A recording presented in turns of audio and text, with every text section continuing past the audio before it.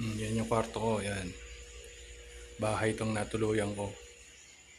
O, bahay. O, may libreng tubig. Yan. Rep, tsaka dining. Bike. Sala. TV. Tapos, yan ang banyo. Walang banyo dun sa kwarto. Common bathroom. Yan, 750 bayad ko. Yan bukas. Kaya ako nag-check-in 12.